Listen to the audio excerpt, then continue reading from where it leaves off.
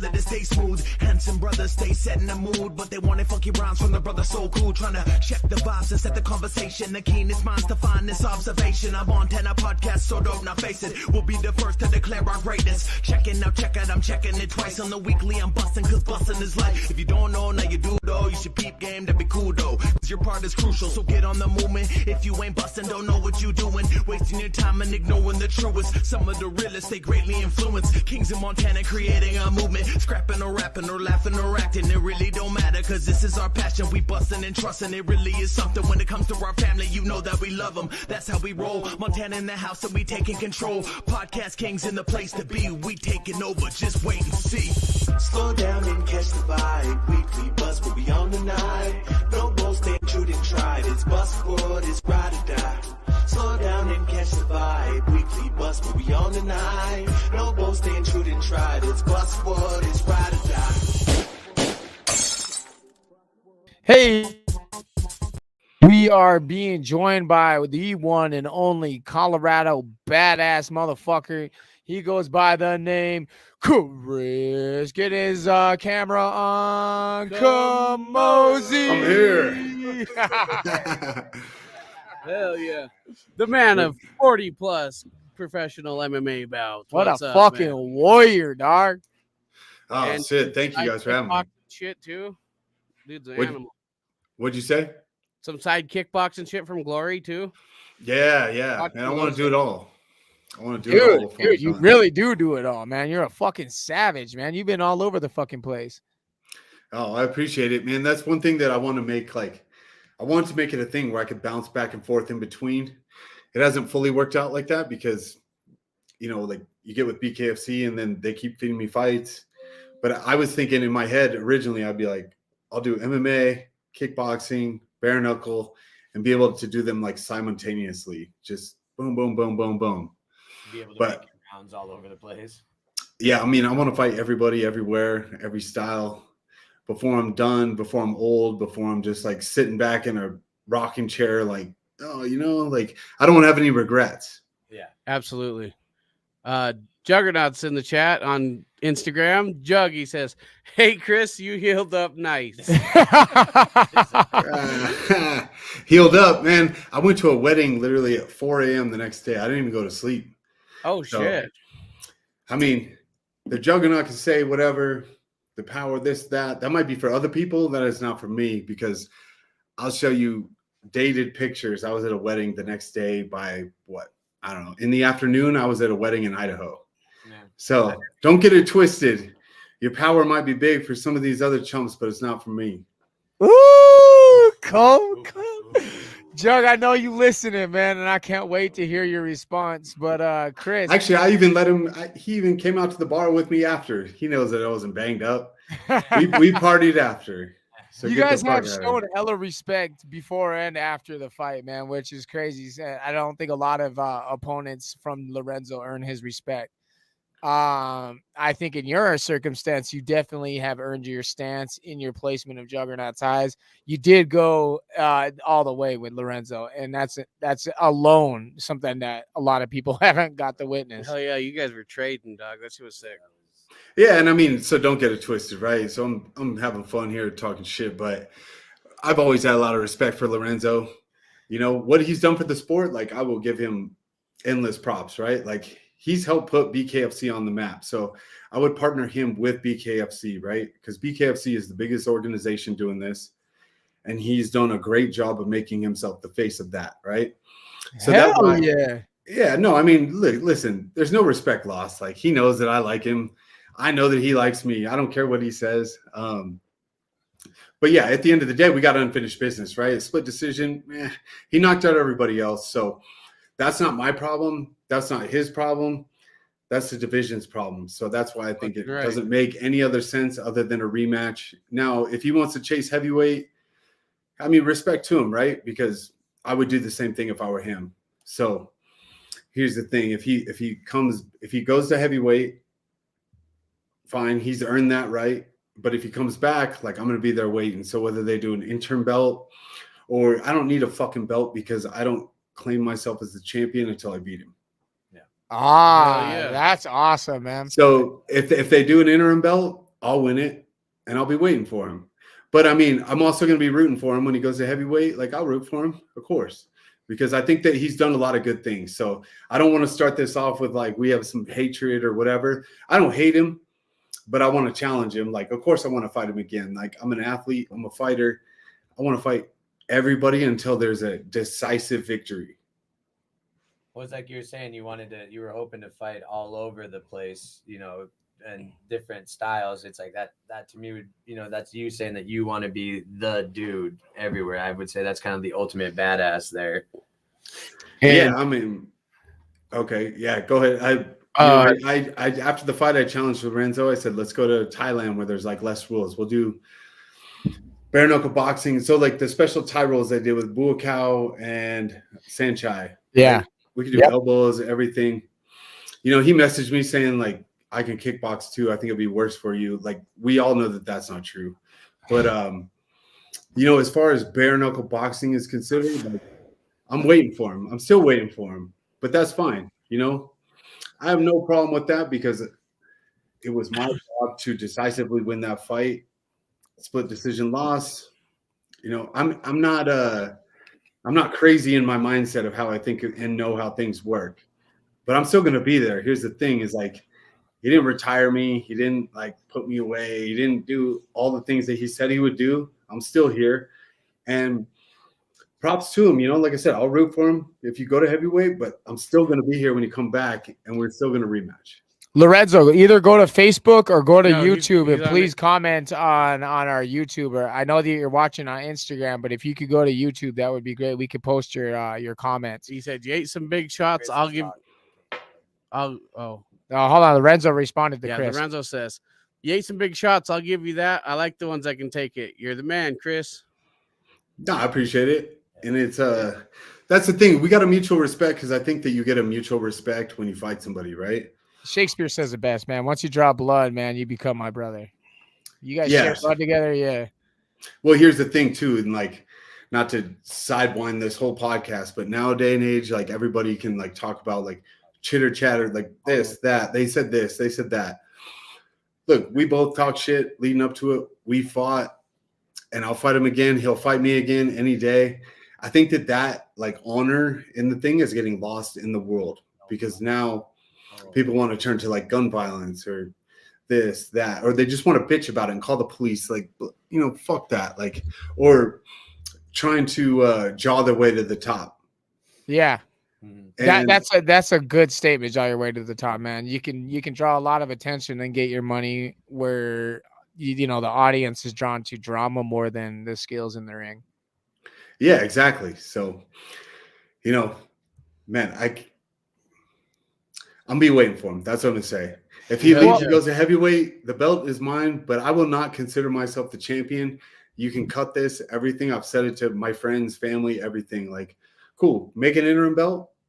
I'll do it. But will I consider myself the champion? No. I got to beat that dude. Lorenzo, yeah. If he's still around, I got to beat him because he's the king of the division, right?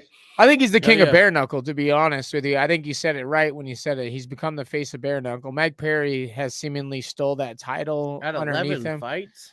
I'd say absolutely. Yeah, he seemingly stole that title just because of some of the fights that he's had and who he's had him with. But ultimately, who fucking made the face of bare knuckle is definitely Lorenzo. And I think that matchup has to be made. But before we get into the details of that match ever like fruition, we have like a tradition on this show, and I want to ask you, who the fuck is Chris Camozzi? Where are you from? Where'd you go? Cotton Eye? I've seen your show before, and I don't like the question because what do I say? I mean, how do I sum up my life in 2 minutes? Yeah. Sure, yeah, but no. I already told you guys off air, like, if you want to know me, like, I would say fight anybody, anywhere, any which way. That's always been my motto. Even in the UFC, man, like, the reason I fought Jacare so many times was because I was the one that was like, I'll take it. I'll take it. I'll take it. Because if you don't kill me, like, I will fight you every which way, every single time, all day. So were you born in Colorado? No, I was born in California, actually. I'm one of those people. I don't like to claim it anymore, No, I'm from the Bay Area in California, so I grew up in, yeah, all right. I moved around California a little bit, all Northern California. I moved here to Denver when I was 12, right? So essentially when I say grew up, that means like my childhood. But I've grown up in Denver since I was 12. And I played every contact sport you can think of, and probably every sport you can think of anyway. Dude, were you ever looked at, or possibly like, were you in the idea of playing football or anything like that? Yeah, I played football up until probably my sophomore year, I think. I broke my femur, or I fractured my femur. So I didn't break it, I fractured it.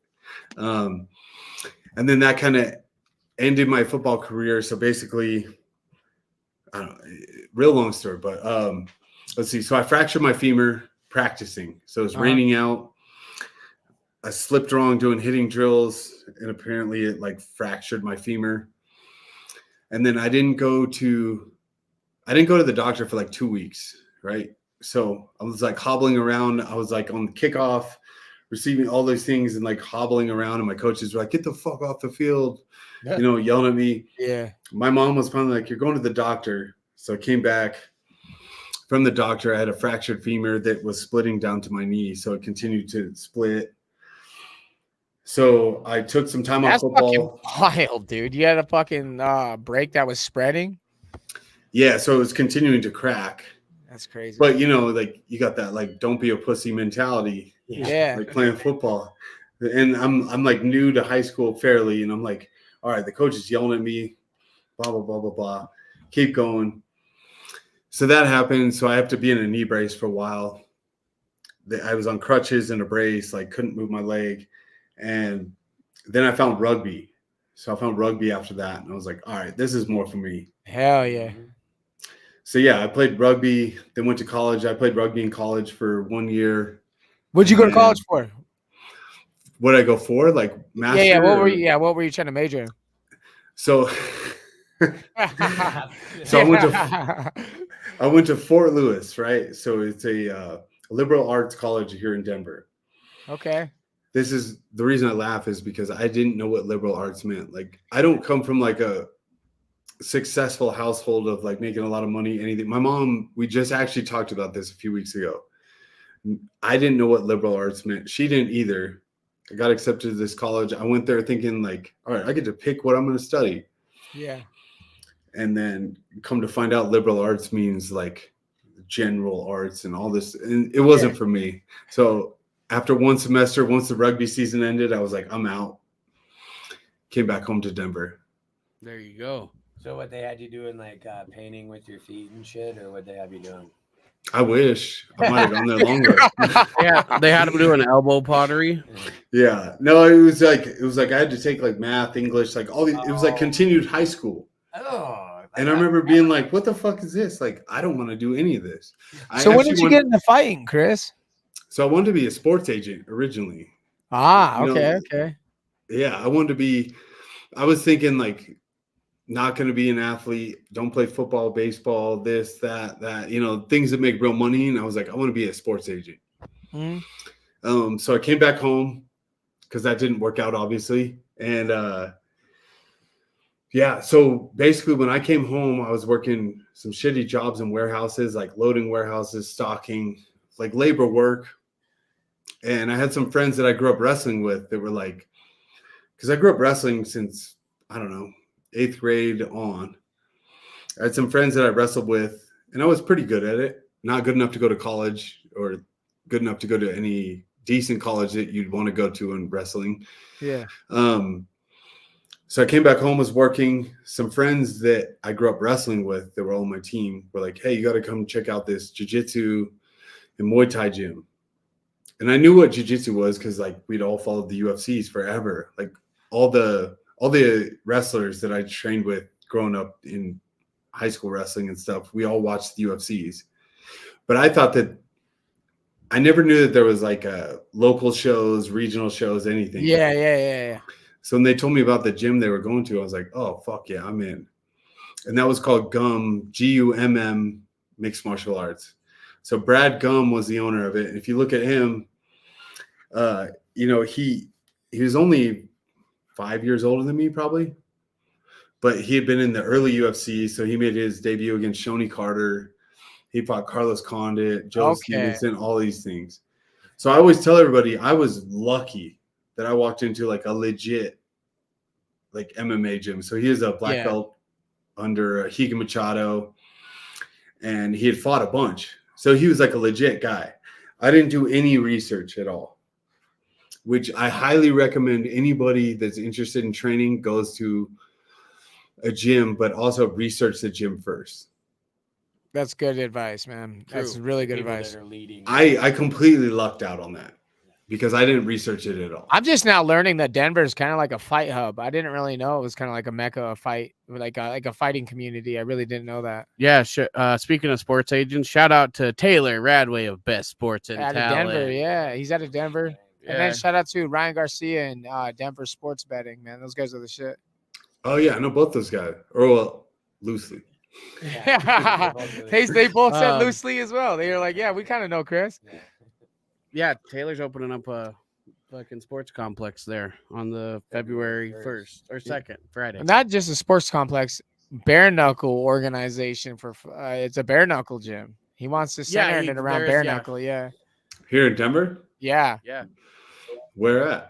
CCSA. Yeah, CCSA is going to be opening up in February 1st is going to be grand opening in Denver, and their focus completely is an all-in-one shot for bare knuckle fighters in the Northwest region or even in, the west side of the country. He's opening a gym? Yeah, well, that's possible. He wants to make Denver a hub for bare knuckle. I mean, Denver's already a hub for bare knuckle. We've sold out every show since I've been here. But such as like as far as recruiting and building athletes and shit now too. Yeah. So they have more local. What they have in Jackson Wink and Albuquerque, they want at CCSA. There you go. Where's CCSA located? Denver somewhere. I'm not sure yet. We just had him on the show last Friday, and he was telling us about it and stuff. So. They just got their rinks. They just got the cage, and they got their boxing ring today, actually. Yeah. Well, if he's focused on bare knuckle, then he wouldn't need a cage. I would say, listen, I'm biased because I would say Genesis Training Academy is the best one. That's where I train. But I mean, we have Brandon Gertz, May, Keegan, a lot of the BKFC fighters from here. And I think that my coach, Jake Ramos, has got it definitely figured out. So, more power to him. Is your gym focusing on bare knuckle exclusively as well? Or is that like the main focus? No, not exclusively. I mean, we have MMA fighters. We have BKFC. We have pro boxers. We have, I guess exclusively was the wrong word, but is it like more of the main focus right now? I thought he was doing Muay Thai and other stuff too. No, I mean, we have enough of everything. So that's awesome. If you came to the facility next time you're here in Denver, it's massive. We're gonna tour it for sure. We actually plan on going to their grand opening which at is CCSA February 1st. Yeah, so we want area. We want to set a day aside for you alone if you ever have the opportunity or the opening. And we kind of just want to fill a day of content with riding around with Camozzi and then doing a showcasing on their grand opening and shit. Let's do it. Yeah, here's a crazy thing about Genesis too, because during COVID is when I switched. I left Factory X and I went to Genesis. We actually have the UFC 1 cage. No way. Yeah, so if you ask Mike Davis from BKFC when he came through doing promo stuff, we have the actual. You have the original octagon. Yep, we do. That's so fucking sick. And we train in it every day. I told my coach, I'm like, you could sell this for a ton of money. He's like, I know, but fuck it. Fucking $1 million, dude. Easy. Yeah, I was like, a collector will buy this. Yeah. Like, I don't care. Yeah. Some UFC nuts that has a ton of cash. One of those fucking princes across the seas, man. I'm sure they'd buy it in a second. Yeah, right? He's like sparring blood. Yeah. Oh, not just me. I mean, that's where Rose trains. That's where, Muhammad Usman. There's a ton of people. That's where the legends are. I mean, UFC 1, you got to think that has Royce Gracie's blood on it. That has fucking Ken Shamrock's blood on it. You know what I mean? You got thugs on there, dude. Yeah. Oh, for sure. Thug Rose, the only thug you need. Yeah. We had Shamrock on earlier this year, man. That was fucking sick. Yeah. Which one? Ken. Oh, okay. There's two, there's two badass Shamrocks. Ken was special for me because I was I'm an '89 baby, so I got to watch him in wrestling and shit. And wrestling was huge in the '90s, man. Like I'm sure you know that, like the Raw and then the WCW. Yeah. Yeah. Oh yeah. It was so rad to see a guy like Ken Shamrock coming onto a podcast like ours. So let's bring it back in a little bit, Chris. So you were training, you run into Gum gym to start training. What's the road to UFC look like for you? How did you make That's a fantastic question, Jake. No, I'm glad you asked, actually, because I always want to give him props, right? Because Brad Gum went through some issues. He disappeared, but he started my entire career, but he started a lot of people's career. I mean, Cerrone used to come train with us. Him and Dwayne Ludwig were friends. Like Brad was one of the initial like pillars of MMA. So like Boss Rutan used to come around. Tons of people way before MMA was even like fully legalized. So I go there, I start training at Gum MMA, and let's see, I had my first fight after about 6 months of training. That's right. Crazy. And then crazy. But I came like pretty much from wrestling. So I did one semester at college. I said a year, but it was more of a semester. I went to college and then I came home. Basically the rugby season. Yeah. After that, like school, I was like, I'm not really interested in this. Yeah. I was there for one reason. But yeah, so I had my first fight after about 6 months of training. And then it kind of took off from there. Like once I did one, because again, I didn't realize that like local fights were a thing. There was Ring of Fire back then. Which was Ring of Fire. So that's where like Cerrone came from, Ludwig. Dude, if you look up Ring of Fire, there's so many people. I'll check it out for sure. Yeah. Elliot Never heard the term before. Yeah, so Sven works for LFA now, but he used to be kind of the man. Like he would manage guys too and get them into the UFC. Like Luke Cadillo. Let's see. There's so many that are just local here that I don't think about, but everybody went. Yeah, Andrew Yates said Ring of Fire. Like Ring of Fire was the show. If you lived even like west, so like west of Colorado to Colorado, California, everybody, I mean. I'll be real with you. I'm a boxing head. I like UFC is kind of more of my best buddies type of shit. The only reason why I started watching UFC was because of my boy, really. You know what I mean? MMA was more of kind of like a back burner. I love boxing. Yeah, I mean, I'll send you. So Champions MMA, which was run by a guy named Bing here in Colorado, and they used to run the Boss Rutan Invitational, all these things. Like Nate Marquardt fought Eve Edwards. Like there's videos of these. Like they're not even the same weight classes, even close now. Yeah. Yeah. Gator said Alvin and Michelle. Yeah, Ring of Fire. There's so many people. J-Jack. We'll definitely have to look that up. Yeah, I love watching old shit, man. Me and Levi will sit down and watch a whole day of it, man. Yeah. Best be wearing Jimmy's. That's fucking right. And if you're writing these down, write down the Boss Rutan Invitational. So Boss and I talked about this last time he was out here. Like Boss Rutan Invitational. They're still on YouTube. Some of the most like crazy matchups that you would never think, because weight classes don't match up now, happen there in the gym. Oh shit. Invitational. Boss Rutan Invitational. You took your first amateur fight 6 months into training, and then so how did that one pan out for you? So I actually lost a split decision. So I was 0-1 on my amateur career. Right? Damn. How long did you stay amateur, man? Not long. That was the only one. Yeah.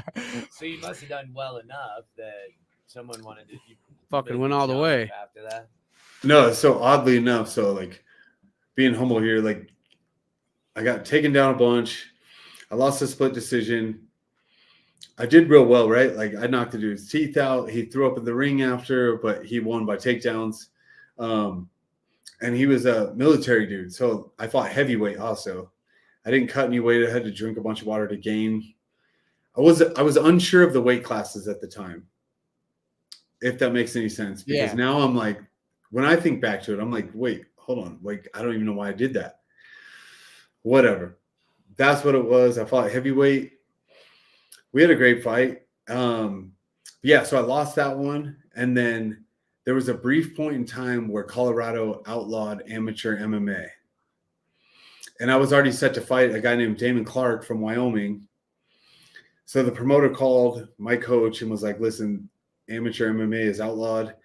Chris can fight the same guy, but he has to go pro because there's no more amateur MMA. And we're like, all right, fuck it. I'll fight the same guy and go pro. This was earlier. This is what, 2005, 2006. So I do that, and then they just change it to exhibition fighting is what they called it after that. But I won the first pro fight, right? So I won that, and then I won 7 more in a row. Damn. And then I ended up fighting Jesse Forbes in Canada on Maximum Fighting Championship, so MFC. Yeah.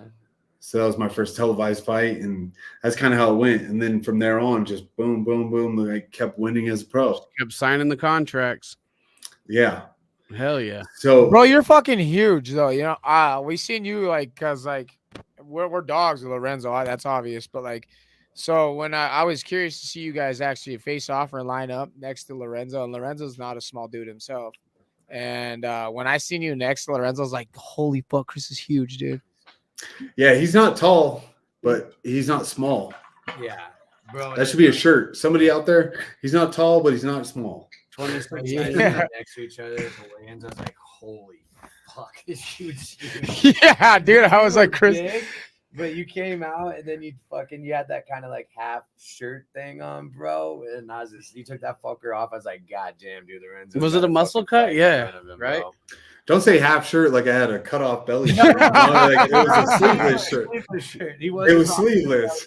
Come on, he's rocking that 2012. Yeah, shirt, you bro. totally gave me the Ezekiel Elliott like picture too, bro. That's what I had in mind. I was like, no way. Yeah, you're like he had that half Just shirt, like just past the nipples. Yo, Yeah, you like- beat up somebody that we had a rivalry with for a few years. You beat up Joe Riggs in 2016. Can you bring us Oh, back yeah, to that man. fight? In 26 seconds. Damn. yeah. So Joe Riggs and I are good, man. Like, you know, that's the thing about the fight game. Again, like Lorenzo, Riggs, like anybody I fought, well, it's part of the name of the game. Like I consider it like a piece of honor too, because not in a weird way, but like these guys, like every dude I fought will hold a special place in my heart because like, you guys watched the fight? Yeah. Every dude I fight will It's hold a special ridiculous. place in The my heart resume's ridiculous, dude. because it's a weird thing, man. They like I keep saying nowadays and talking about the current topics and stuff, but people don't fucking do that anymore outside this sport, right? There's guys that I've fought in like street fights and stuff that we're friends now, and that's how it should be. Is like I don't have to come back and shoot you up, or they don't have to shoot me, whatever. Like things can be solved by that. And like you gain a little bit more respect for somebody because I've seen you like sometimes I say this and I don't think most will understand, but when you fight somebody, like I know something about you that nobody else will other than like the people that fought. Like I get to see your like heart and soul in it. Yeah. Oh, that's an interesting POV, man. True. Yeah. So like love you, hate you, like I'll respect you for sure. 1 for showing up. 2 for fighting your ass off, 3 for just like being a man about it and like fighting for it. Yeah, That's an interesting point, like perspective, really. Though, I mean, you get to see a different animal when you're looking at the man across from you in the ring. when you push someone to the darkest spot of them, kind of, but you also bring out some of the toughest shit in that person. Being pushed to that dark place also kind of ruins something beautiful. Hell yeah. That's it because there's no more shit talking. Like, I mean, like you can talk, like, and then, but you still have to show up and do it.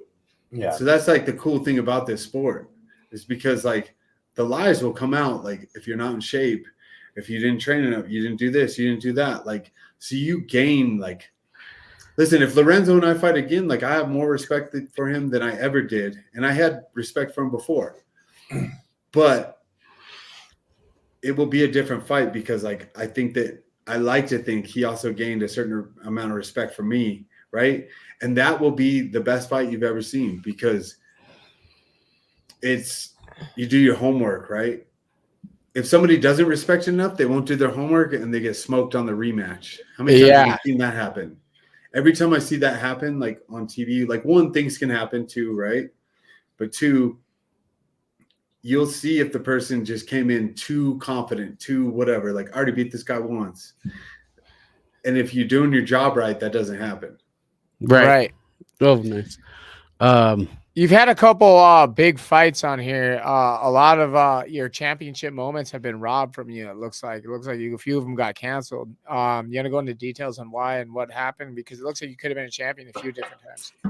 Which ones? You'd have to remind me. Let's just go to your UFC ones. You know, with Buddy Roberts. It looks like that was a championship fight, or was it not? Canceled. Oh, it was just a canceled fight. Yeah, that was a UFC fight. I dislocated my shoulder in training camp like a couple weeks before. Never mind. It looked like the way I was reading it. Yeah, the more they were canceled fights. Oh, if it was for the UFC title, I would have showed up with my shoulder hanging. Yeah, Thiago Silva too, man. You know, would you ever run that back if you got the moment? You know what I mean? Like, absolutely. That's a dude. Actually, okay, you talked about before we came on air crossover fights. Yeah, I'd love to fight that dude. 2018, yeah.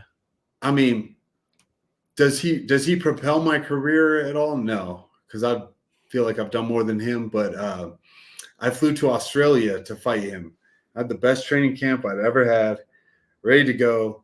He never got on the plane. He didn't show up. So shut the fuck up, for real? Yeah. Crazy. So I found out the day before weigh-ins, the promotion, ACA, Russian promotion. You're already there. Yeah. Crazy, Oh dude. man, that'd be. I flew to. No, I'm still mad about it. Actually, I flew to Brisbane, fucking Australia. I flew to Brisbane, Australia. Yeah, that's what he's saying. And I'm ready to go. I'm like, I'm fighting Thiago Silva, main event, great money, everything. And it's for ACA. So I think they're ACB now, Russian promotion. Yeah. You do your digging on that. That's why I'm not there anymore. Anyways, I'm around a bunch of like Russian or Chechen. I say Russian, but they're Chechen. A bunch of people that fucking hate me in general. They don't like me. I get there a day before weigh-ins. They call me down to the lobby and they're like, Thiago never got on the plane. He's not coming. And I'm like, what? Like, what? All right, what do we do? You know? And they're like, we're going to try to find somebody else to fight you. And I was like, all right, well, we're in Brisbane, Australia. They're like, we're calling Thailand. I'm like, good luck finding somebody in Thailand that is 205 pounds to fight me tomorrow. Yeah, what the fuck? or 2 days from now. They can't call Russia? So, I mean, but nobody could fly there in time. We were so far away. Yeah. So I was like, all right, well, let me know. I know Israel Adesanya came across the table, not as a firm offer, but I had heard that name in kickboxing. And I was like, all right, let's do it. Damn, you know? That would have been bonkers, fucking dog. crazy. And that was before he was in the UFC. But then nothing ended up working, so they didn't find anybody to fight me. And I was stuck in Australia for another 2 days. They wouldn't fly me home early. And at the time, I had my own business I was running. I had a wife, family, like all these things. Damn, man. And I'm like, all right, well, send me home. They're like, no, you don't go till after. Like, we're not changing your ticket. I'm like, all right, well, cool. Fuck me.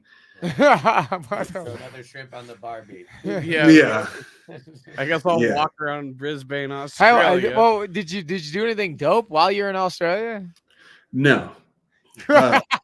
Brisbane, Australia, like, I love Australia. Like, that's one place I could move and live for the rest of my life.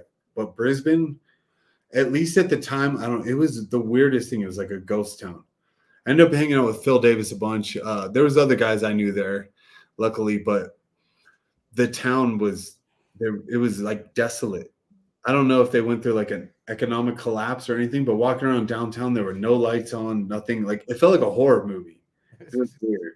All I wanted to do was leave because I was like, all right, I'm not fighting. I'm not making. I would have been so irritated too, man. Yeah, because I was running my own business at the time. I'm like, I need to get home. Like, I'm losing money every day I'm here, and I came here for this. So that is one. Like, now, granted, I don't know what happened with Thiago, but at the same time, I tried to fight him in Glory. I wanted to fight him for this promotion. It's a perfect segue. Then we have a question from a fan here. It says, you had an impressive MMA record and your career's been decorated, and that's something to be highlighted. But what made you decide to jump to bare knuckle? I mean, why not? I don't know. To me, I don't like. I like the wow factor of it, like bare knuckle. So Was it a when show or anything? Did you witness something? And were you like, yo, that's fucking it, dude? No, I mean, money. Listen, I don't care what anybody says. Money and legacy are everything in the sport. Money first for me because like my legacy is not UFC champion or anything where I'm not like Conor McGregor coming out of here, but Yeah. money and I like fighting. Yeah. I like traveling too. So far with bare knuckle, I fought in Denver every time. When I was with that promotion to fight Thiago, I'm like, I'll go anywhere in the world, because if I get to travel and make money and fight people, I'm in. So, yeah, I don't know, man. Like, what made me go bare knuckle? I like the shock value of it. When I first started MMA, it was shocking to people. Now it's like a common thing. Like, if I went outside my house to a bar or restaurant, there's 10 people there that are like, I train MMA. Yeah. So that, and just the challenge of it, you know, Well, like I got offered to fight Lethway, which I like.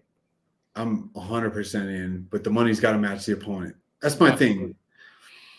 I will not let promoters make money off my blood, sweat, and tears unless I get paid what I think is right. Yeah.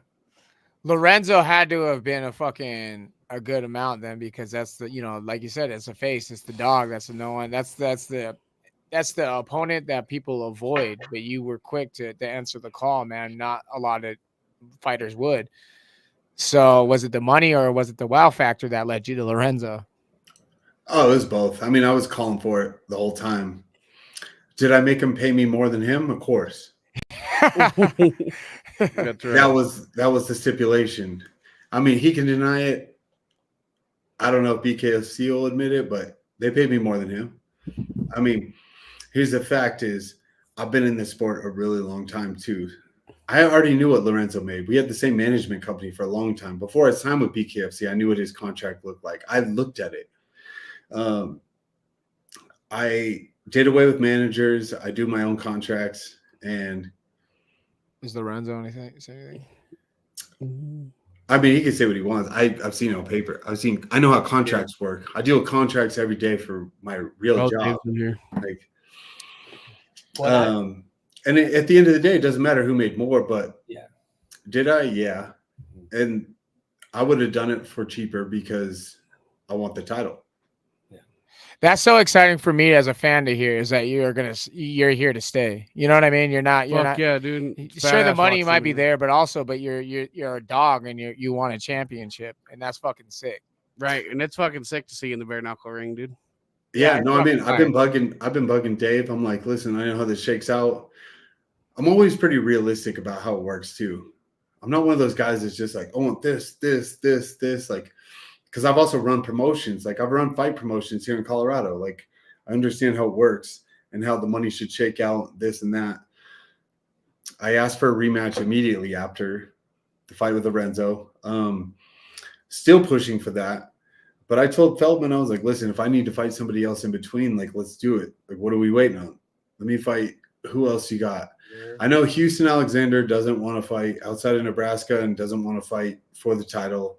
He doesn't really care. He's just, I respect this too, because like the honesty, he's just enjoying doing what he's doing. He's 50 years old. He's enjoying it. So who's next in line? I think it was, what's his name? Jeremy Smith or something is ranked above me. Yeah, Pitbull. Yeah. I asked if I could fight him in South Africa. I was like, I'll fly to South Africa. Listen, South Africa has been on my list forever. So I will fly there and fight him. That didn't make sense because it was not going to pay anywhere near what. Would Mike Perry make sense? I mean, yeah, I would fight Mike Perry any day of the week, but he's like way smaller. So, but he's also not, he's been talking about moving up. Yeah. To 205? Yeah. I don't even know what weight he fights, honestly. I mean, I got a ton of respect for Mike Perry. I love what he does. I think he's a 75 fighter, right? But I think he's too small. So would you be interested then in maybe bumping up or dropping down a division to find yourself a fight? Because I feel like that's kind of a common theme.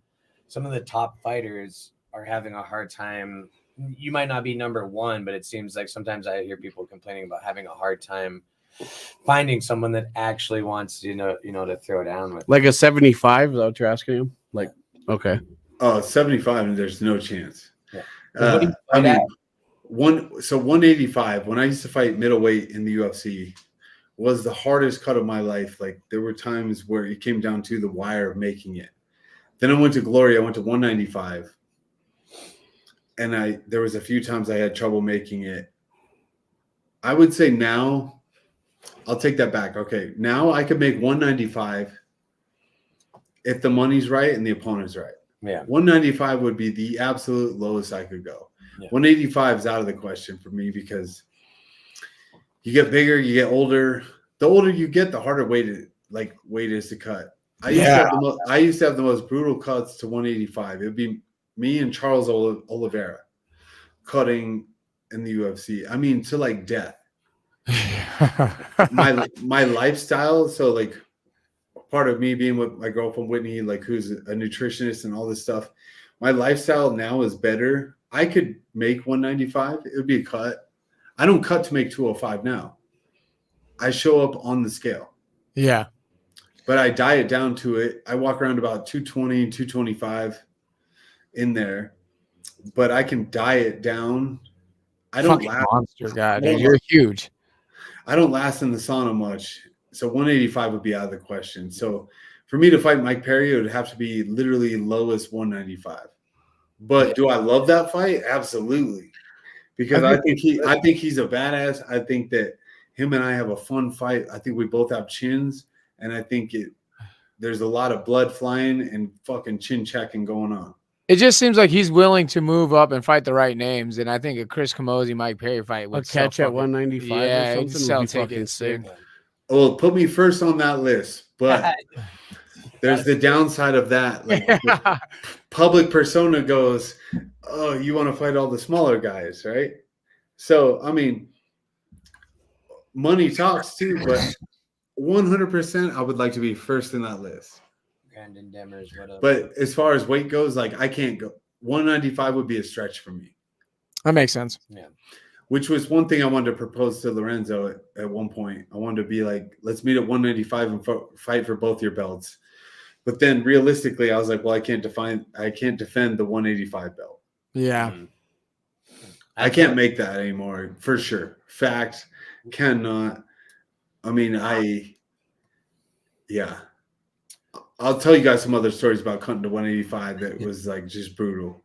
And I'm too old to make that now. Yeah.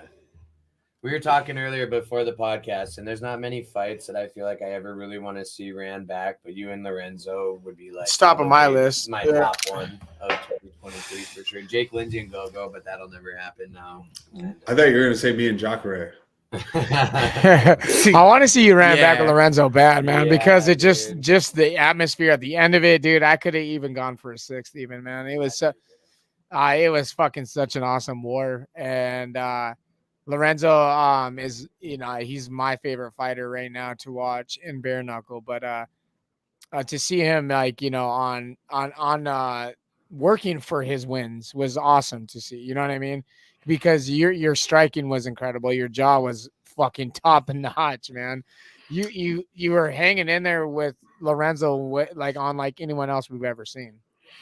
Listen, that's one thing. I'll give my mom credit on this. Outside of like coaches, training, everything, my jaw has always been top notch. It is top level. I don't know if that's an insult or a compliment. Definitely a compliment, especially in the fighting world. Because in order to be given a good jaw compliment means that people have to see you get your shit rocked over and over. But one thing my mother has blessed me with is like a head of a Rottweiler. Like I've never been knocked out. I've never been knocked out. I've never been dropped. I mean, the first time I ever got stitches in my life, I got hit in the face with a baseball bat, full swing, as a little kid, like a wooden bat. I got stitches under my eye. I don't know. I can't even imagine what it's like to be knocked out. I can't think about it. So shit makes me sick. You've come from gross. You've come from really the early era of UFC as well, too. Before they got their name that they have established today, and you've earned your name all the way up through multiple organizations. now we have a lot of fighters, especially that are breaking into multiple realms, whether it's fucking MMA, boxing, bare knuckle, Muay Thai, kickboxing, whatever it may be. Do you have any advice that you would relay to a fighter that's looking to get into a fighting career? Let's see, looking to get into a fighting career? Yeah, like just starting out. Kind of what I said before, right? So if you're looking to get into it, all right, we'll break this down from the start. Rule number one, if you want to fight, if you are the baddest motherfucker around and you do all these street fights and everything, nobody gives a shit, right? So don't mention it. Find a gym that's legit. Go there, be humble. Because you might be like walking around Billy Badass, like I've been in all these bar fights and everything. Like nobody fucking cares at the gym. Nobody cares because the fact of the matter is you've been in bar fights and probably sucker punch people. They sucker punch you. You never thought about it, planned about it, like had the mentality of it. Fighting is easy when you're drunk and whatever, like inhibitions are gone. But have you ever done a fight where you like planned for it for months? I'm going to train to fight this person. That person's going to train for months to fight me specifically. That's the thing that people like don't weigh in. It's like everybody that's been in fights, it happens on a whim. So there's no like psychological effect. Preparation or nothing. Yeah. And there's nothing that bothers me more than, because I've been in a lot of fucking bar fights too. And here's the thing, when you train to fight every day, like this is normal to me. So if you took right now, Potter, let's go. And we went in a bar, I don't get like hyped up. I don't get anything of fighting somebody like talking shit to me. It's a normal day. Yeah. Very normal for me. It's a 9 to 5. For them, it's not. Right. Their heart rate's up, this, that, like maybe they need another shot. Like, I'm going to fuck you up. Like, there's no doubt about it. I'm going to fuck you up. And I've said that to people before. I'm like, I can tell in your eyes, like, you're thinking about this. This is regular for me. Yeah. That's what people don't realize. Like, every day I go to the gym, I fight people. We might have like padded gloves on, but we fight. Like, we're trying to win, we fight. So it's very normal. So I think ego is a giant thing. The biggest problem people have, because I still teach jiu-jitsu, I still teach, here and there, but I used to run like programs. The biggest thing you have is like, if you come in and talk to me and tell me about all the street fights you have, I don't give two shits. It's probably going to be worse for you. Because if you tell me all the fights you've been in, I'm going to put you with my best students and watch them fuck you up, because I want to see how your ego handles it. Right? Yeah. I want to see them fuck you up, and I want to see how you react to it.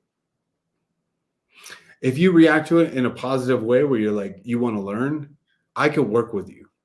But if you like refuse to admit that you got beat up, I can't fucking coach you. What up, Bernie? I can't coach you.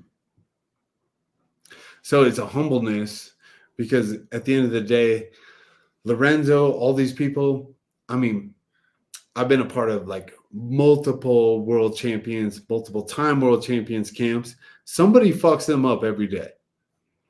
Yeah. Part of being in the camp is that you don't talk about it, because it's a closed thing, and that's what makes you better. Because if people are talking about it, you're out. Everybody, you take Khabib Nurmagomedov, how the fuck you say his name? Somebody beats him. Somebody beats him in the gym, but they don't have what it takes to do it when the lights are on. Right. That's the other side of it. Is I've seen people that are the greatest fighters ever. Sean Sims, I would say my brother Brian Camozzi. There's a ton of people I've seen that are the gym killers, is what we call them. Christian Allen, who's Elevation Fight Team coach. Best people ever will fuck everybody up if you walk in the gym. When the lights come on, it becomes a little bit different, but they're so great at what they do. Now you take these people from bars and past experience or whatever, you are literally lowest person on the totem pole. So I would say if you're looking for a gym, be humble. Don't talk about any of your other shit of what you've done. Be humble, show up ready to listen, and be ready to learn. Fucking right. I have this like super funny image of you. You're talking about like the bar fight thing. I have a super funny image of like some dude like fucking like with his homies like getting all revved up, and you're like over there making like a funny TikTok with Whitney, like getting ready to bash someone's head. It's like you're saying it's the everyday thing for you, you know, and it's funny ass image of that. David Potter had a good one. He said, God spoken like a true artist and teacher of the craft. People fight because they're scared. True fighters don't fight because they're scared of what they can do to you. Beautifully said. That's from David Potter. I don't know if you know who David Potter is, but he's also he worked he was with UFC for a long time, and he runs Fight World Live. I do know Dave. Yeah. No, I mean it's a fact. Be humble. That's the thing. I will self-admit right now. Every day I walked into a training camp for Lorenzo World Championship fight, I got fucked up. Real people can admit that like they're not the baddest. You take Fedor Emelianenko in his pride days. Yeah. Somebody was whooping his ass or pushing him to the limit. If that's not happening to you, you're at the wrong gym. That's an awesome segue. We had another question from a fan that says, well, what is your training camp like? And you were talking about training camp a little bit. So that's fucking a really cool segue. Is like, how do you prepare for a training camp mentally and physically? Hold on. While we're still on this topic, can I get a question from Brittany real quick? Oh, sure. Yeah. She says, what advice do you have for a girl who's never sparred, but been training and learning for almost a year? Just got my sparring gear for Christmas, she said. For Brittany, I would say, first things first, go to drilling. Drilling, not sparring, right? So the way I used to teach classes was you take two partners, they're going to throw a jab cross hook at you, you defend. Then we build up to you counter.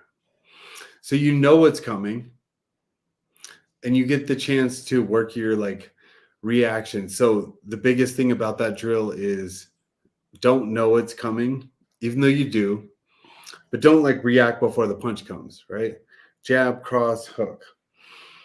React when you see it and build up from there. But I would say you don't go straight from like getting gear to sparring or whatever. Drill. Drillers make killers. Right? That's dope. There you go. That's dope. I mean, I'll drill more than I spar now. Boom, boom, boom. I know what's coming. And if you have a ton of experience, it might seem like super repetitive. And I hate the people like when I'm coaching a class that are just like sloppy ass defense. Do it like you mean it. Like I'm like, if you know what's going on, move around, maybe slip one, then block one, then slip or whatever. If you know what's coming, that's your best time to learn literally how to. Head movement doesn't come from like live bullets being shot at you. Head movement comes from like knowing what's being shot at you and doing it. And then like you speed it up just like everything else, like crawl before you walk. And I think that drilling, you can take all your gear, everything. I highly suggest everybody wears like full gear and drill, make it live. And don't anticipate what's coming first. It's great advice. Hell yeah. Yeah. So training camp, when you're getting ready to turn gears and you are shifting into training camp, what is something that you do in particular to set up yourself up for a really good training camp? Like what is Chris Camozzi's routine? My routine's a little different because I don't break down a lot of film. I watch it a little bit, but my whole goal for training camp is to make myself better every time, right? Because I've always had the belief that if I show up on my best, nobody can beat me. Yeah. One thing, and this is learned over trial and error, because I used to have training camps that involved everything my opponent was good at. We would work on that. But then I started realizing everything that my opponent's good at is all I focused on. I never focused on what I was good at. Like, what am I good at? Yeah. He should have to worry about that. Yeah. And so in the past, it was always like, here's what he's good at. Let's work on this. And then I found that I only focused on what they were good at, not what I'm good at. So if you focused on your strengths, you could push them more towards your type of fighting style instead of, Yeah. What is the mindset behind that? Yeah. Well, my mindset would be like, if I completely focus on everything you're good at, the whole time I think about what you're good at. So I play defense the entire time. You're not staying within your strengths and what makes you an awesome fighter. You're going towards to defend against their strengths more. Yeah. Perfect example would be fuck, I don't know if I want to say that. Anthony Smith, when he fought John Jones. Okay. Our coach at the time had him focusing on the reach, doing all this stuff. Everything John was good at. And I remember telling Anthony like a month or so before the fight, I was like, oh, what are you doing? Like, you got to the title by doing this, going forward, being mean as fuck, and being violent. I was like, you're training for everything that he's good at. What about you? Keep that up, Levi. And I was like, what about you? What are you good at? What should he worry about? Like, that's what you should focus on. Now, granted, you can dial this into, there's a few things that he does every single time. I'm going to practice that. But during the fight, Anthony told me he heard Greg Jackson and them yelling, like, watch for the elbow when they're clinched and stuff, because Anthony's great at the clinch. And he was like, he told me, he's like, that's when I knew you were right. I wasn't doing any of the stuff that I was good at. You witnessed it live. That's fucking crazy. And he did too. Oh, I mean, I've witnessed it live 100 times. It's crazy you have it dialed into a point of perspective though. Like you can recall an exact moment where your belief system came into play. That's fucking sick. Right. While fighting so many fights and watching them all. He just and like self-deprecation here is when I fought Lorenzo, I am very good at the clinch, right? Because I come from like a Muay Thai background. I'm very good at the clinch. I've learned how to use it. I showed it in only 2 fights, so that's not a ton. But I showed it. He did a very good job of adjusting to me clinching to him. This is one thing I will always give him respect for. He did an amazing job of adjusting, and I didn't change. So I kept trying one thing that wasn't working that we had planned on, and I didn't change. So that comes with experience, right? So I will rip on myself, I'm not throwing Anthony's business out there. Like, that's what I did wrong. Yeah. Adjusting to the game plans, planning on one thing doesn't fucking work. Maybe it does, but you should have 2 to 3 other backup plans. Especially while you're in the ring, because I think a lot of people's game plans change right off the first round, man. Yeah. I mean, show me one job that goes in with one game plan. Yeah. But if you take military guys that like infiltrate, whatever, like they have contingency plans. That's what I did bad. I will fully admit that I didn't change the plan. So shifting gears a little bit, do you fuck with a lot of like ex-military people? Because I've been seeing you doing a lot of stuff, like some of the podcasts you're doing and stuff. I don't want to say like gun oriented, but it looks like you've been doing some cool like gun training and getting to shoot cool guns and stuff. What's up with all that? Yeah, I mean, you John Wicking it or what? What's your deal? Yeah. He's out there fucking. I'm never John Wicking it. I'm no. I have a lot of like military and ex-military friends. I'm not claiming to be a badass in that area. Don't get me wrong.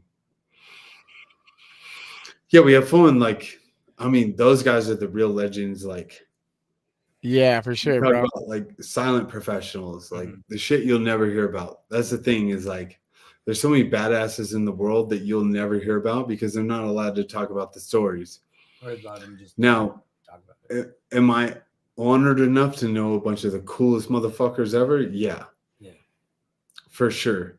I mean, does this look like a Bass Pro Shop hat? It does. It does. I was gonna Like kill bad dudes. Kill bad dudes. Yeah. kill bad dudes. Hell yeah. So that's from kbd.com or killbaddudes.com. That's it. They got a cease and desist from Bass Pro Shop, but you know, but the people behind that are like Eddie Gallagher, Andrew Arabito, like. So Half Face Blades has been a long time sponsor of mine, and if you don't know of Half Face Blades, you should definitely look them up. I've been checking out some of their stuff since watching their story. I got to see their operation, like going to San Diego, going to the shop, and Andrew, the owner, is a very good friend of mine. Just cool people that do cool shit that you will never hear of because they won't gloat about it. So absolutely not. Like, I can't take credit for that, but yeah, being in Utah, I got to shoot with CTT Solutions.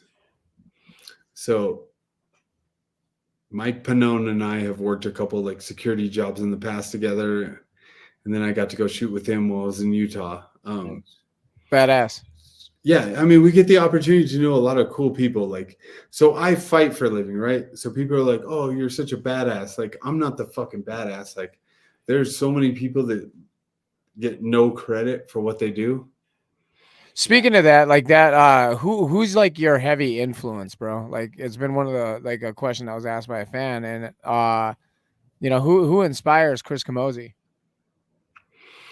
I mean, I would say those guys because they're like super selfless. Like, Yeah, it sounds like it really does. It sounds like that's what I was curious if that was part of your major influences was military. Yeah.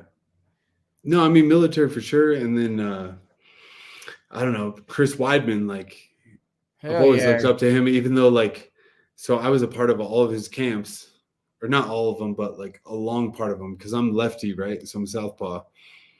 So that's how I got to know Chris. Like, he brought me in when he fought like Anderson Silva, Luke Rockhold. But coming up, like, I watched him, even though we're the same age, his rise was like very quick. Stipe Miocic, good friend of mine, and I've been a part of his camps. Yeah, I don't know. Like, as far as idols, I like people that just like do what they say. Are you a spectator, like a fan of any sports? Oh yeah, a lot of them. So who do you got your eye on in the fight culture, and who are your favorite sports teams? Do I have my eye on? Yeah, like, yeah. Who do you like watching? Who do you want to fight, but who do you like to watch as a spectator? Like who are you sitting your family down with? Attending a few UFC events with Whitney and stuff. I feel like I've seen on your story recently. I mean, I would say so. Brandon Royval. That's what I was in Vegas watching him and Dustin Jacoby. Okay. Jacoby's one of my best friends. Like, we fought on UFC on Fox 2. And then him and his wife moved to Denver. He's originally from Denver. So, like, we had met before him and I fought. And then, like, we kept in touch since. So I'm always rooting for him. Like, that's who I go out hunting with all the time and hang out with. Brandon Royval started training with me at Gum MMA when he was like 14 or 15. Dang. I remember he was in high school. He started training with us. So that was part of my reason for going to Vegas. I was like, man, I have to go see this kid win the UFC title. Awesome. Like, that kid is one of the best people I could ever say. That's it. Not because like UFC or fame or anything, but he was just always a kid that like showed up, busted his ass. Like, yeah, there's so much to it. And who's your bare knuckle guys that you like watching right now? That I like watching? Yeah.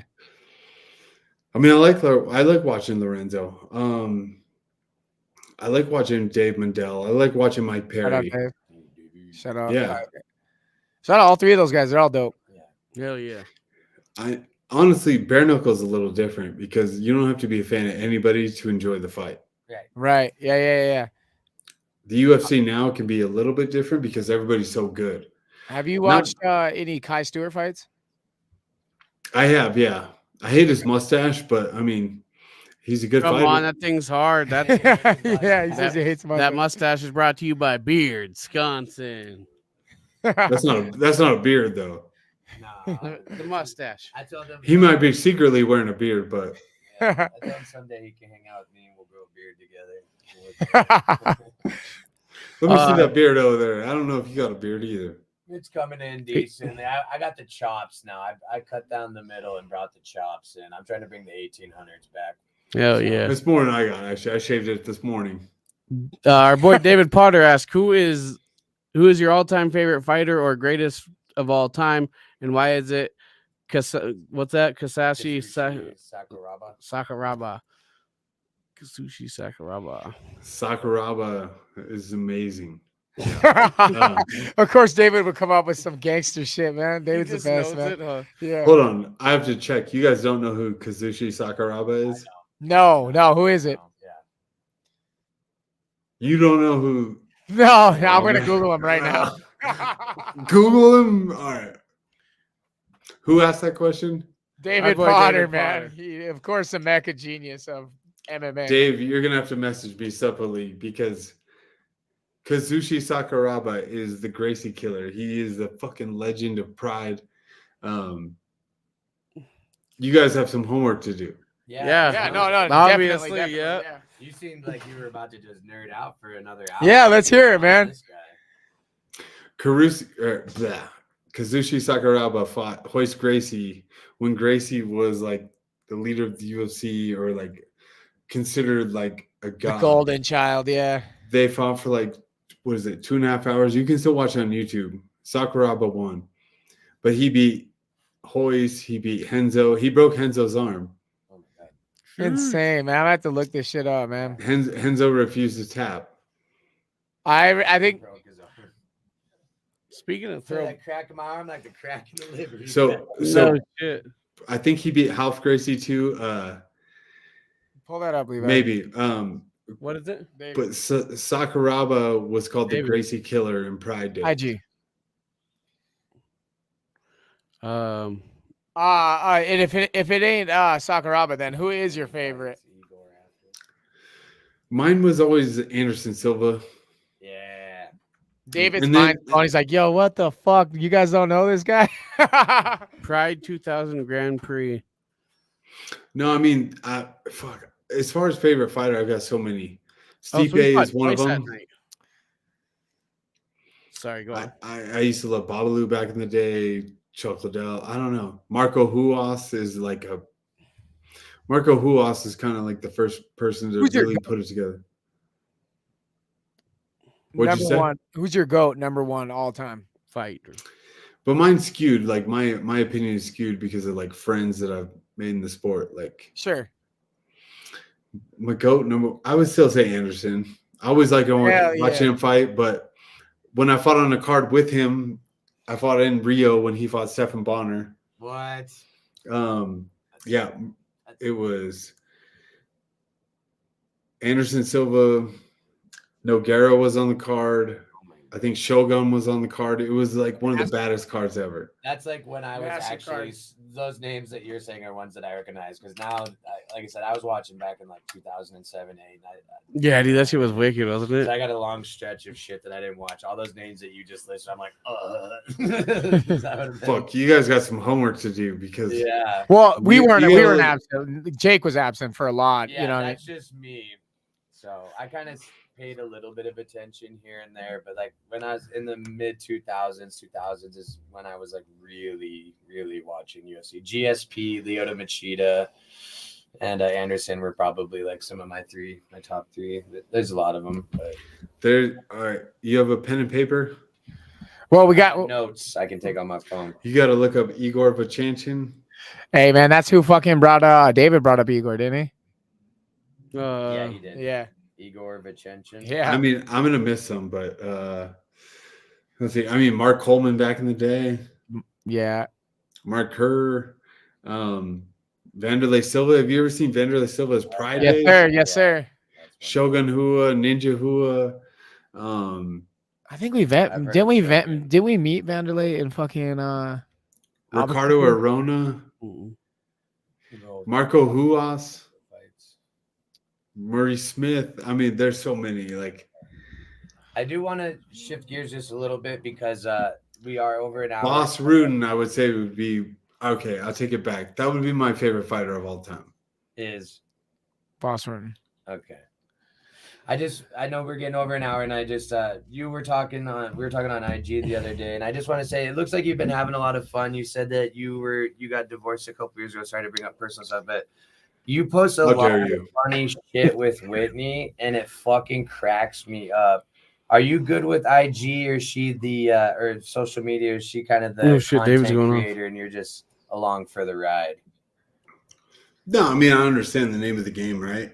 Yeah. So one day I will disappear from everything. Social media is a love-hate relationship, right? Even before I met Whitney, I knew that there was like a game to be played, because even local promoters now are like, how many followers do you have? Like, yeah, UFC, everything, like your followers are based off how much money you make and sponsorships and everything else. But at the end of the day, do I weigh in social media to real life? No. I mean, will I respond? For sure. I love talking shit. Which is funny. You post some funny fucking videos. You are funny, bro. Yeah, like the training sequence, the Rocky training sequence shit. Oh, you made me a fan off who you are as a person. Yeah. When you're a fucking, like you're saying, you're a fighter, your record, you know what I mean? I appreciate when people don't take themselves too seriously and enjoy themselves. And it seems like you two are just having a lot of fun doing shit like that. You're traveling a lot, it seems like, and it looks like life has been treating you pretty good. So I just kind of wanted to that's on that end. I mean, that's life, right? Like it's a necessary part of being a public persona life. So you make money on it, and like, do her and I have fun on it? Yeah. Is that where? So she has coached me along the way of like meeting her, because I already had like a little bit of a presence, but then I met her, and that is like, she's a content creator. That's what she does. But we also have fun with it. Like. For the most part, what you see is what you get. That's kind of how our real life is. I think it's got to be that way when your Whitney has a million fucking followers, million plus. Yeah. And you're sitting with a grip of followers yourself, man. You got all eyes on you, whether or not you're fucking have a camera on you, someone's watching you at all fucking times, man. So it's cool that you make light of all of it. Right. Yeah, I mean, like, I've never been like a fully serious person. Like, I will laugh, play everything. Like, I don't take myself too serious, right? Even at Christmas, like, I wore a gingerbread onesie. Hell yeah. Now, at the same time, like, here's the thing people don't realize. Like, does that make you soft? No. Like, hell no. I think that makes you more of a man, being willing to like have fun and do it. Because like, I'll fuck you up in that gingerbread onesie too. Like, I'll go to I went out wearing that.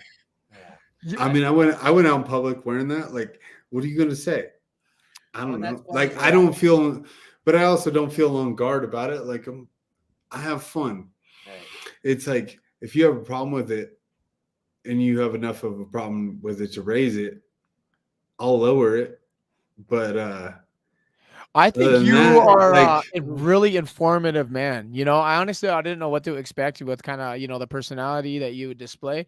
You're so intellectual, dude. Like, you're really dialed in. You got last names, first names, locations, dates.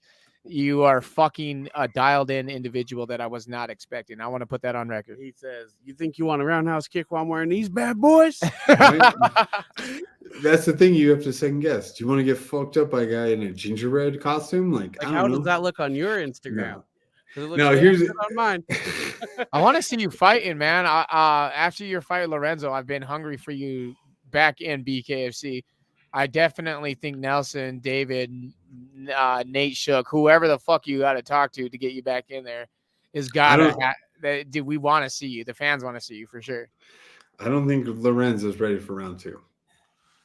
I was just glad that you were willing to do this interview because I called these guys. So when I was in Denver, it was the first time I was a little puppy dog, so wet behind the ears without my homies here to help me out. But because, Don't admit that. Yeah, He held it down, dog. He did a great job, man. So I asked you the question. I said basically it's more of just giving you flowers, and I said, most men, don't last a full fight, let alone 5 rounds. And you're like, well, most men aren't like me. Lorenzo's not. I can't remember how exactly where I was like, oh my god, like I fucked up a relationship with a really cool fucking individual before I even started it. I thought, because not necessarily saying you, but a lot of fighters have these like egos, or it's like, and I'm new to this, so super egoistic. It was just bad wording. Like I was, you were fucking rocked it. I was just trying to hey man, you're the shit, and I kind of worded it wrong. But I was just really happy that you had responded and were willing to come on the show because you seem like a great guy. Like I said, I've been paying attention to all your IG shit. It looks like you're having a lot of fun, and I've watched some of your interviews. And so I was really excited to have you on. And I mean, like I said, it was just to be there live and watch. There's one thing to watch Lorenzo kind of get clipped by Mike Richmond and see that look. I don't know. It was just different because that was like a bang, bang thing. Whereas you were just grinding it for 5. It was weird seeing that live. I mean, it would have been crazy seeing it on TV. But it's fucking nuts, dude. Yeah, just to watch. My house was going crazy. Yeah, it was fucking wild. And you were at home, so it was kind of cool seeing the home crowd repping you and stuff. So. No, I appreciate that. And here, listen, you can clip this right here. You can clip this. Most men don't fight bare knuckle kickboxing either. Hold on, rewind. Most men don't fight bare knuckle boxing either, or fight each other in general anymore. So this is what most men do. So if they talk about it, they do it. If you're in the sport, you fucking do it.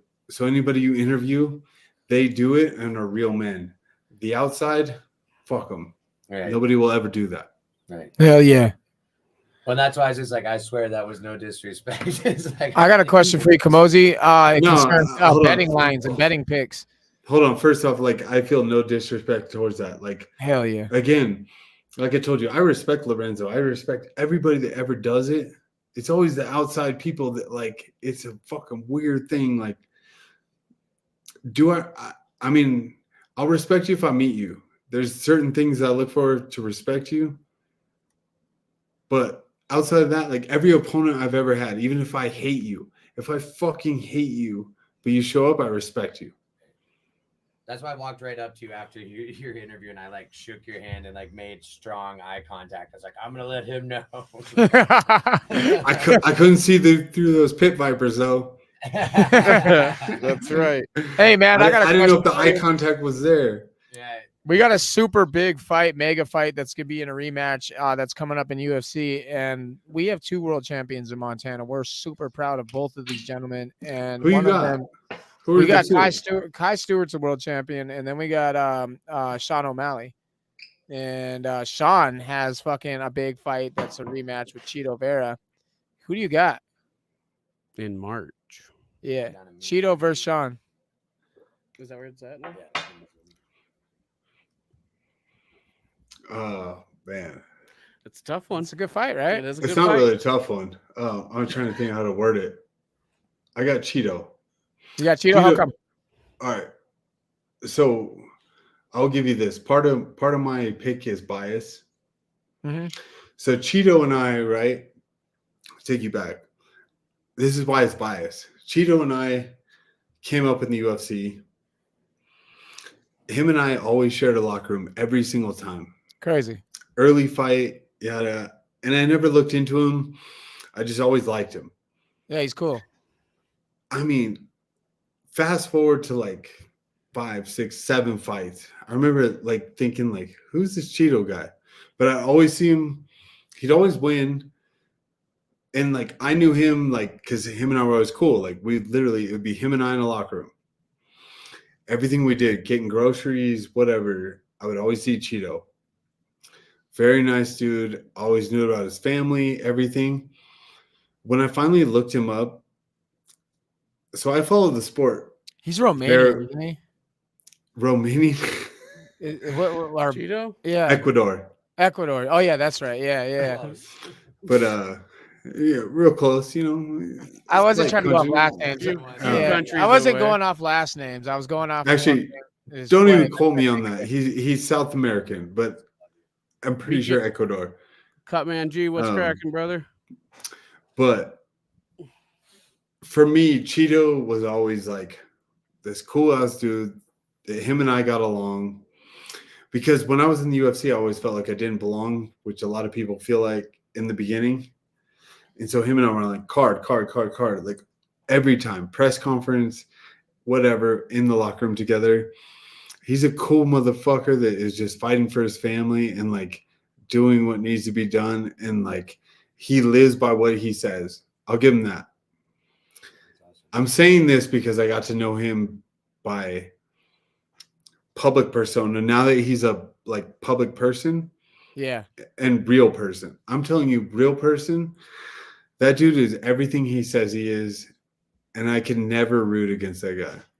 that's what's up, man. That's what's up, man. Now Sean, on the other hand, is like flashy, this, that. Like,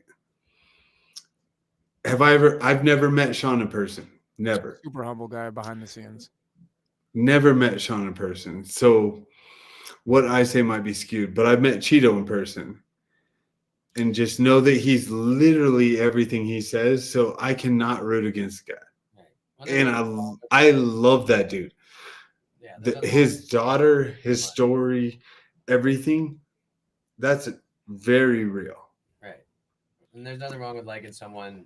I'm biased sometimes because just you meet someone where just they check all the boxes as far as like morals and like what they stand on and what they believe in and stuff like that. It's like it's hard not to want to, root for someone like that. Next topic with UFC is still in mind. Oh yeah.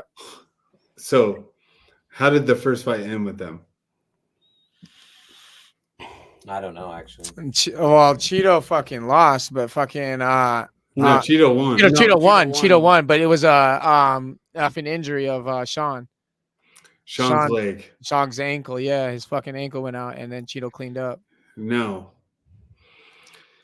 Here's where I'm not talking shit, but Sean has had weak ankles, if we want to call it that. Yeah. Weak ankles. Low kicks bother that kid.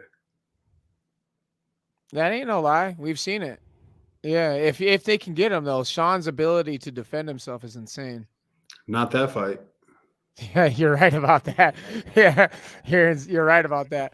So what happens on the next one? 3 years now. The other topic was Connor announced today on fucking Twitter that if you're a sniper, you're a sniper. True. Cheeto wins. What round you got to pick? If you had to pick, I'm gonna guess 3 out of 5. 3 out of 5. You think it goes the distance? No, I'm guessing 3. 3 out of 5. 3. I mean, those low kicks take a chance or take time to work. That's an interesting perspective. Yeah, I want to see that. And then next thing, Connor was on Twitter today. And he said that he was with Dana last night and they got everything ironed out. Who do you think Connor's gonna fight? Mike Chandler. I think so. Yeah, he has to. I think that's a fight that has to happen. Yeah. I mean, it makes sense, but I mean, they did. I know how the UFC works. They did an entire Ultimate Fighter, him versus Chandler. Yeah. Mm-hmm. They have all the marketing material they need. Who else would he fight? That's my point. Yeah, that's really the point. Is is it Michael Chandler the only fucking answer? It's 100% Mike Chandler. But it's also UFC 300, and they're looking for fucking massive names to come back to the sport. One of them is GSP. But what fight did they sell you on by doing the Ultimate Fighter marketing material? It would be a waste of marketing if they didn't do that. But would it be what would it draw more eyes in like a fucking super fight like that? And with the possibility of GSP and fucking Connor or somebody like that. I'll bet my life on it's Mike Chandler, because is GSP coming back to get fucked up? Like, actually, okay, hold on. Do I think Chandler would fuck GSP up in his prime? No. Or I'm sorry, McGregor. Is GSP going to come back to fight McGregor for a one-off fight. Wrestlers are McGregor's kryptonite. I think that was a bot put out or solicited media of GSP. Does GSP have any interest of coming back? Has he ever shown any interest? Is he posting training videos? Anything? Nothing. Well, he showed up to karate combat. He's been making appearances back into the realm of. He did commentate over there. Yeah, he has been making appearances and he's been in the gym a lot. So yeah, he's been in the gym a lot lately. It's Mike Chandler, I'll bet you. You're probably right. That was the basis of the question. Was there anyone other than Mike Chandler? Actually, I won't bet you, but give me a week. And then I'll bet you. It's not GSP. GSP is not coming back. GSP is smart enough to not be like a fucking stepping stone. Yeah. He walked off, good, clear. You walk off. Look at Anderson Silva, look at everybody else. You walk off to the sunset. Yeah. But Mike Chandler, they shot an entire reality show on. Yeah. I mean, it'd be a waste of marketing if they didn't do that, but Facts. I mean, they could turn gears so fast with somebody such as Nate Diaz has a wild card. Beardsconsin says that'd be fucking insane too. You know, you just, you know what I mean? Like those are names that they could bring back for 300 because it's such a big event. It's such a milestone. It doesn't really sell anymore. I want to see GSP, or sorry, not GSP. I want to see McGregor versus Chandler. Me too. Yeah. Me too. Who do you got? Chandler? Shit. I don't know. I got to get back to you on that. Okay. Levi, who you got on that fight? If it does manifest. I'm taking McGregor all day. I got McGregor too. I just want to see him return nice, dude. I think it's more of like a bias thing. Yeah, it totally is. Because I'm a Mike Chandler fan, dude. Like, so like I think it's more, I just want to see McGregor in a winning position again. Because I've seen what Michael Chandler posted. He said, no matter what he's doing, savage, I'll dude. be here waiting. Yeah. Said I'll be here. Chandler is one of the most non-bullshit people I've ever met. He does everything he says. So that's who I got is Chandler. Do you think we're gonna ever see the day for Wish with bare knuckle and McGregor? No. Just too expensive? No chance. I don't know why, but no chance. Fair enough. It's a bare knuckle fan's dream to see that guy knuckle up, man. A little stand and bang McGregor, that'd be fun to watch, dude. Are you shooting your shot at Knucklemania by chance? When is that? Probably February. It's still, March? Delayed a month. Yeah, March Oh, is what they're March now, saying. then. Yeah, that's what David was saying. He wants to delay it. Yeah, let's do it. Yeah, right, dude. Yeah, dude. Let's Right. fight someone. Yeah, man, that gives you a good amount. Like, I don't know who your manager is right now, but I would definitely have them on the gun for Knucklemania because it's gonna be a big event. Hell yeah. I'm my manager. There you The go. best thing I've ever done There you go. for a while. That's dope. Our Aunt Jamie asked, at what age do you think a fighter should retire? Yeah. Or what? What's a good timing to retire? There's no age limit. It's Body limit, maybe? No, it's damage. There's so many like factors. Fair. Well, I want to invite you to our great state of Montana, man. You seem like our type of people. I want to bring you out and show you what Montana has to offer. You said you've never been here, so make sure that you put us down on your schedule when you come into Montana's region. We'd like to show you out, man. Let's go kill some shit. I'm in. That's fucking right. Yeah. Man. Touch with the Dave Mundell shit, dude. That would be fucking So sick. A couple ex-UFC fighters up here hunting. I think that'd be The amount of content that would come out of that vlog would be so fucking insane, You guys dude. just both seem like chill dudes. I don't know you obviously, but I go through and watch people's interviews and stuff. And like I said, I don't know. It's weird to say that you can't really build an idea of someone through IG, but you seem like a just genuine person that likes to have fun. So it's like I fuck with that. Yeah, all day long, man. But, Let's do it. I'm in. Hell yeah. So we'll keep you informed with the Dave Mundell shit because Dave's coming up and we're going to make a fucking sick ass weekend of nothing but content vlogging and making fun of life. You know what I mean? Yeah. It's going to be dope. Dave I'm down. Fucking jacked, bro. He just wants to fucking go do crazy shit and shoot guns. So I was like, yeah, we can definitely facilitate that for sure. So Before we let you go, I want to Hey. give you a chance to shout out all your sponsors, all your fucking people that support you, and everyone that's in your corner.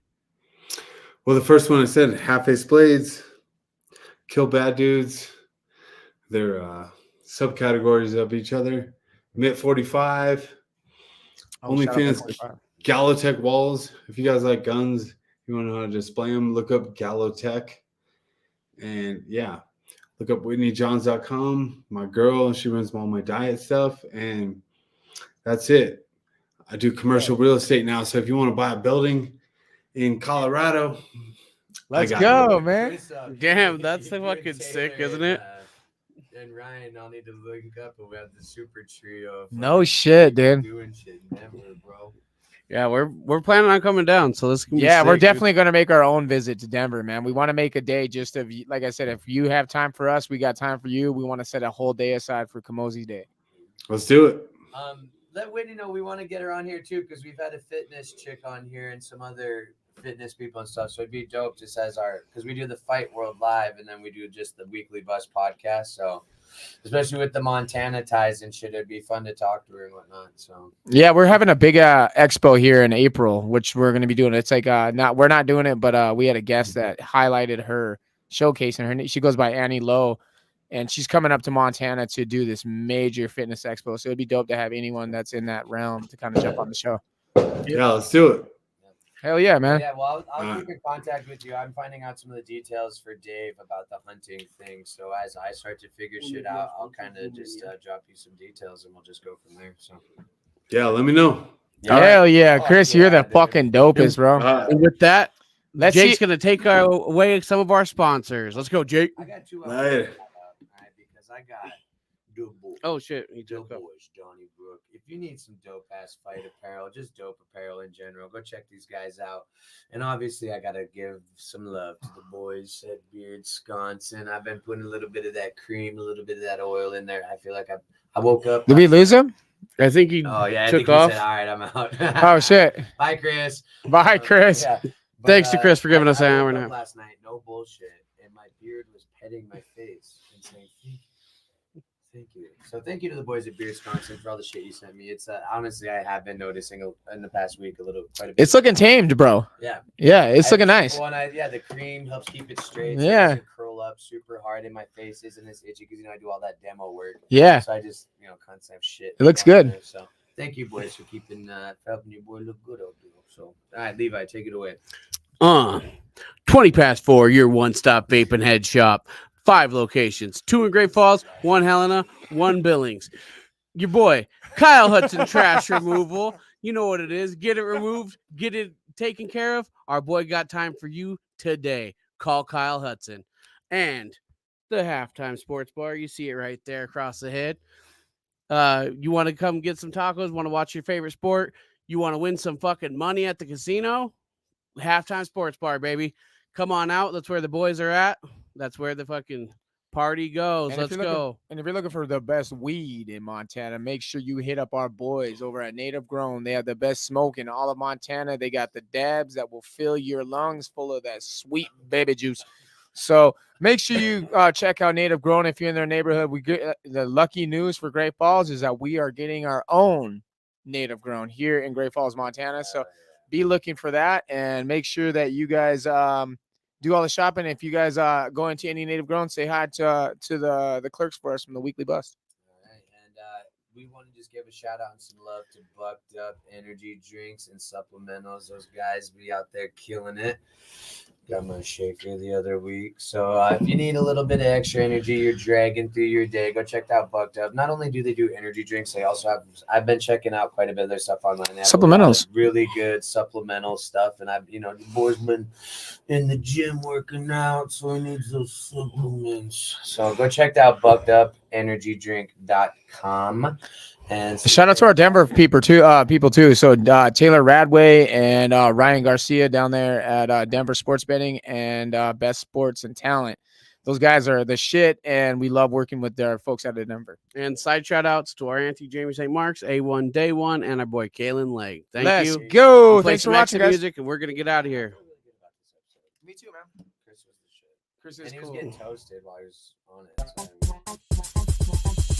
It's bust water, bust through and bust moves. Stay true, the killer to stay smooth. Handsome brothers stay set in the mood, but they wanted funky rhymes from the brother so cool. Trying to check the vibes and set the conversation. The keenest minds to find this observation. I'm on 10 podcast, so dope, now face it. We'll be the first to declare our greatness. Checking, now check it, I'm checking it twice on the weekly. I'm busting, cause busting is life. If you don't know, now you do though. You should peep game, that'd be cool though. Cause your part is crucial, so get on the movement. If you ain't busting, don't know what you doing. Wasting your time and ignoring the truest. Some of the realest, they greatly influence. Kings in Montana creating a movement. Scrapping or rapping or laughing or acting. It really don't matter, cause this is our passion. We busting and trusting. It really is something when it comes to our family. You know that we love them. That's how we roll. Montana in the house and we taking control. Podcast kings in the place to be. We taking over, just wait and see.